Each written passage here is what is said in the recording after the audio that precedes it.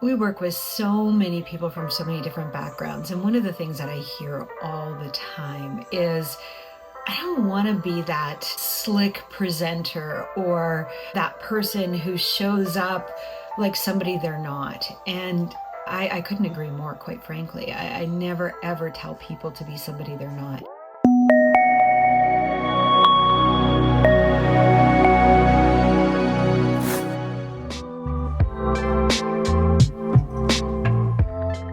When we're working with individuals who are stepping into their thought leadership journey, or, maybe they're a scientist or an academic or somebody who is doing big work in the world, the reality is they're often not skilled presenters. And it's not about being a perfect presenter that's important. What is important is that they are comfortable in their own body.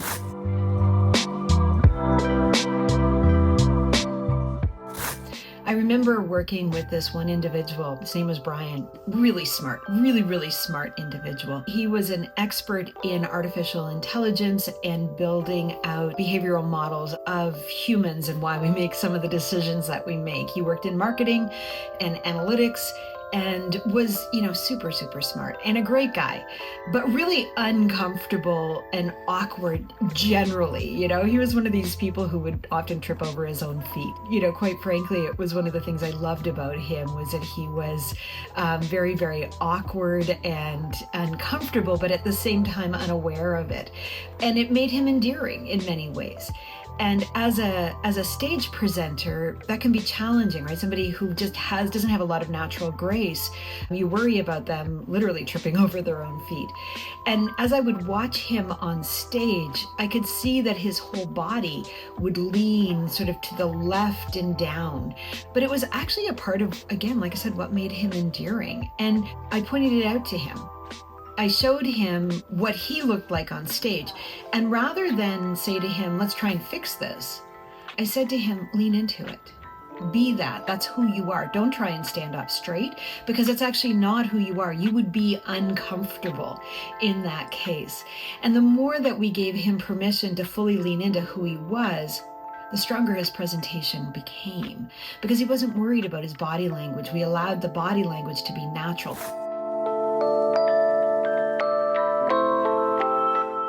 Now, some of the body language that we did correct were things like using his hands.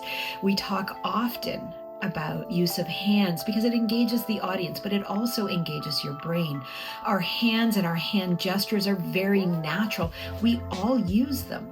And it is actually something that neuroscientists are starting to understand is a function of how the brain processes. And so when we're using our hands, it's a natural processing. So for Brian on stage, looking at his stage presence, while we allowed his natural posture to be who he is, we wanted to make sure that what he was conveying to the audience was being received in a way that was really helping him and not hindering him. So using natural gestures with his hands was very important.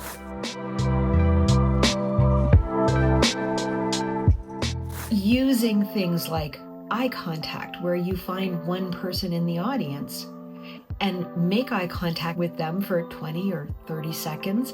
And in doing that, everyone who's sitting around within 10 feet feel like you're making eye contact with them.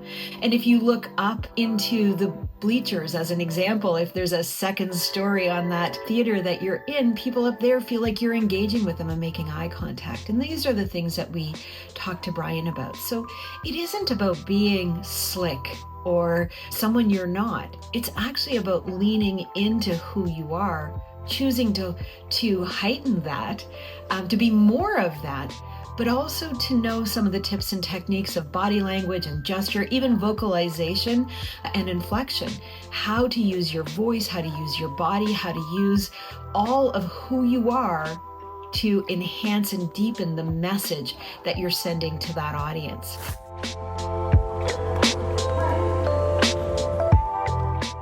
So when you are being asked to be a presenter in front of a live audience, don't worry about having to be somebody other than yourself.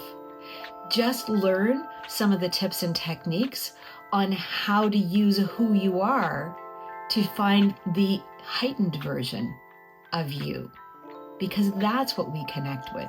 That's who we want to meet.